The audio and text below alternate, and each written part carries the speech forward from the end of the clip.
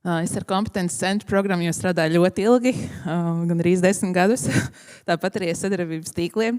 Tā kā man prieks būt šeit, pagodinājums, kad es varu mazliet pastāstīt arī mūsu pārdales programmu.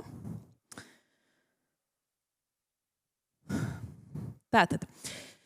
Pēc būtības ekonomikas ministrija savā ietverā izveidojusi ir ekonomikas transformācijas inovācijas veicināšanas platformu, kas sastāv no 2 lielajām programmām, kas mums ir kompetences centri un sadarbības tīkli.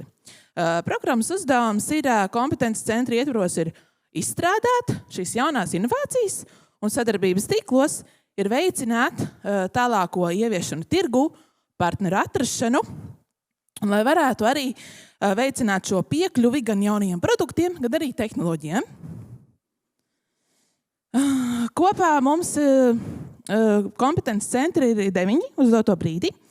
Atbalsta programmā kopējamais pieejamais finansējums ir 136 miljoni, un atbalsts ir pieejams dažādu lielumu uzņēmumiem, maziem, vidējiem, lieliem. Tā skaitā arī pētniecības un zināšanu izplatīšanas organizācijas varēja vēsties pie kompetences centriem, lai kopā ar uzņēmumiem vai atsevišķi izstrādātu gan jaunus produktus, gan arī tehnoloģijas. Savukārt sadarbības veicināšanā mums ir uz doto brīdi 11 sadarbības tīklības, arī klāsteri zināmais, tā kā tautas valodā saucamais. Kopējais finansējums mums ir pieejams 4,8 miljoni, un arī šajā programmā atbalstu varēja saņemt dažādi lielumu uzņēmumi, gan mazie, gan vidējie, gan arī lielie, tā skaitā arī pētniecības un zināšanas izplatīšanas organizācijas.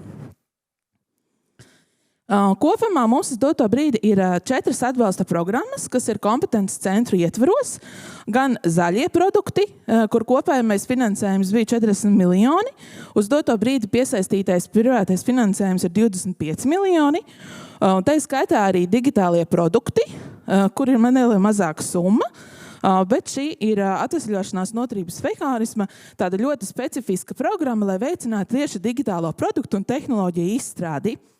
Tā skaitā mums arī saucamais tāds nozaru finansējums, kas ir pieejams gan ar pārejas finansējumu, kur galvenais mērķis bija nodrošināt, lai no iepriekšējā plānošanas perioda nebūtu šis pārāvums un jaunas inovācijas un tehnoloģijas varētu jau izstrādāt jau arī pirms tam.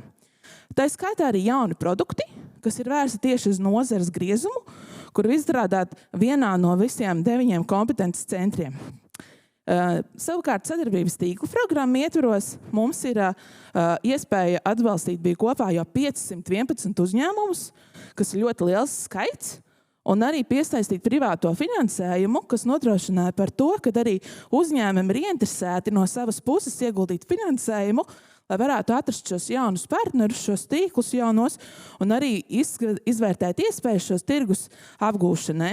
Kopumā uz doto brīdi ir vairāk kā 40 dažādos tirgos, nodrošināts šis jaunā partneru piesaistes un arī izvērtējumi.